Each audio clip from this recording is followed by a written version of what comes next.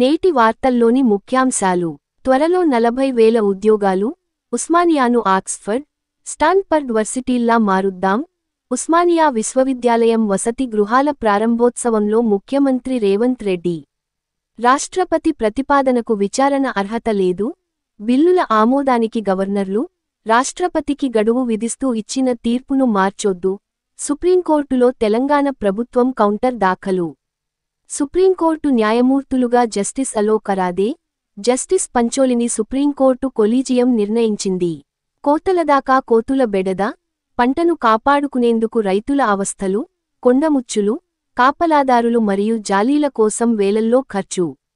జాతీయ ఉత్తమ ఉపాధ్యాయ పురస్కారానికి ఎంపికైన సూర్యాపేట జిల్లాకు చెందిన జీవశాస్త్ర ఉపాధ్యాయురాలు మారం పవిత్ర.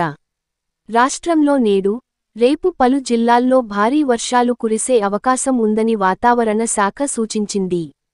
క్రీడా వార్తలు.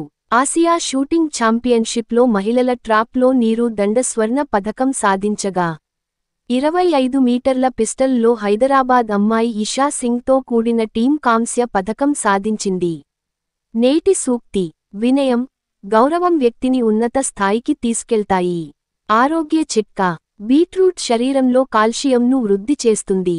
నిన్నటి జీకే ప్రశ్న: మూడోసారి బాక్సింగ్ ఫెడరేషన్ ఆఫ్ ఇండియా అధ్యక్షుడిగా ఎవరు ఇటీవల ఎన్నికయ్యారు? జవాబు: అజయ్ సింగ్. నేటి జీకే ప్రశ్న: నేషనల్ స్పేస్ డేని ఏ రోజున జరుపుకుంటారు? నేటి జీకే ప్రశ్న మరోసారి: నేషనల్ స్పేస్ డేని ఏ రోజున జరుపుకుంటారు?